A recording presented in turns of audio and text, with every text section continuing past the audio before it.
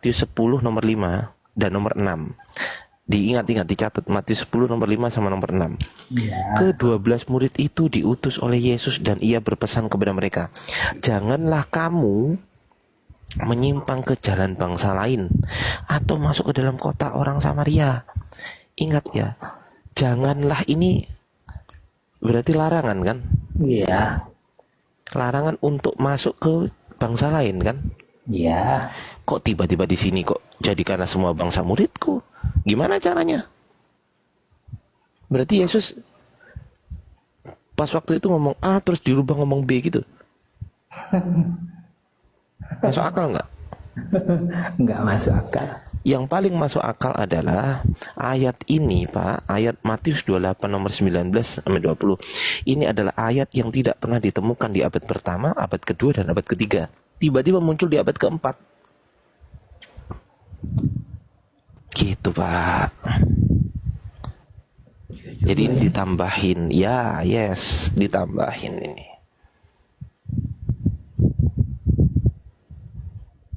Gitu, Pak. Di Five Gospel juga ya teman-teman. Kalau nggak percaya teman-teman bisa cek ya. Di Five Gospel itu ada Robert Fang. Robert Fang di situ menuliskan bahwasanya Matius 28 itu hanya berakhir di ayat 15. Nih kalau nggak percaya, Matius 28 ayat 15 harusnya berakhir di sini teman-teman. Nih kalau nggak percaya, mereka menerima uang itu dan berbuat seperti yang dipesankan kepada mereka. Dan cerita ini tersiar di antara orang Yahudi sampai sekarang ini. Titik, selesai. Harusnya selesai di sini. Dan cerita ini tersiar di antara orang Yahudi sampai sekarang ini. Ini kan penutupan ini, Pak. Betul nggak? Betul. Betul nggak? Betul. Penutupan ini. Ayat 15 ini tiba-tiba ada ayat 16 sampai 20 lah, ini ayat tambahan gitu loh, yang hanya muncul di abad keempat. Oh, ada yang ditambahin. Loh banyak, Pak, bukan cuman ini. Banyak. Banyak sekali ayat yang ditambahin di dalam kitab Bapak, banyak sekali.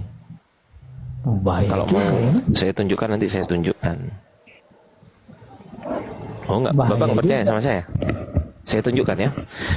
Sekarang gini. Bapak di situ ada Bible nggak? Nggak ada. Saya lagi di luar. Ada Bible nggak di situ sekarang? Nggak ada. Lagi di luar.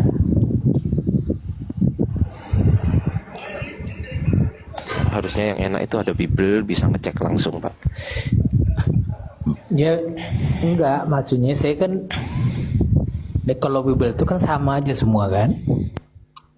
Ya, oke, kita cek sekarang. Kalau nggak percaya nih, saya kasih tahu ya. Ini paling gampang nih, Pak. Paling gampang. Markus 16, ya kan? Di sini tertulis gini. Ayat 16 begini, ayat 15. Pergilah ke seluruh dunia, beritakanlah Injil kepada segala makhluk, kan gitu kan? Iya. Ya kan? Markus Ya. 16 ayat 15. Kita cek. Di sini kan Markus 16 ini ayatnya dari ayat 1 sampai dengan ayat 20 kan gitu. Ya. Nah, ternyata Pak, di Kodeks Sinaiticus yang saya tunjuk,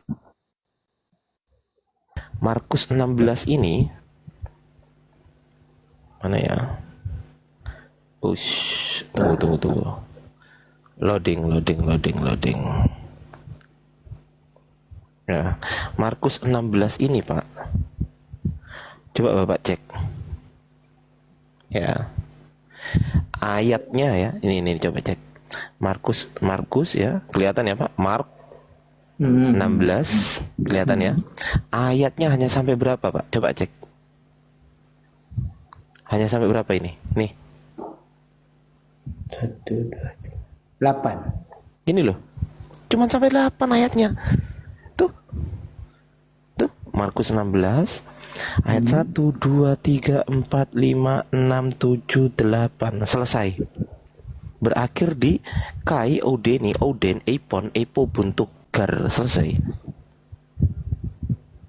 Di sini tiba-tiba Lukas ayat Markus 16 ayat 8-nya berakhir di ayat 8, ayat 9, 10, 11, 12, 13, 14, 15, 16, 17, 18, 19, 20 nggak ada ayatnya, Pak. Nggak ada ayatnya. Jadi ayat yang beritakan Injil kepada segala makhluk tadi ayat berapa tadi? Ayat 15. Ayat 15. Ternyata dari ayat ayat ke-9 ini, nah ini sampai ke sini ini nggak ada ayatnya semua ini yang saya blok ini, Pak. Ini nggak ada ayatnya ini. Ini bisa saya buktikan kan di sini di Kodeks Tertua, Bapak. Itu siapa yang buat? Yang mana? Kodeks ini? Bukan yang ayat daripada 9 sampai 15 itu. Oh, itu tiba-tiba muncul di abad kelima. Di kodeks namanya kodeksnya Bezai. Tiba-tiba muncul di situ. Nah, pertanyaan saya, kalau di abad keempat nggak ada, tiba-tiba muncul di abad kelima, namanya diapakan, Pak?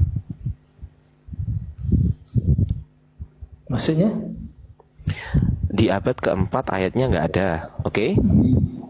Tiba-tiba di abad kelima ayatnya jadi ada. Ini namanya diapakan? Ditambah. Ditambah.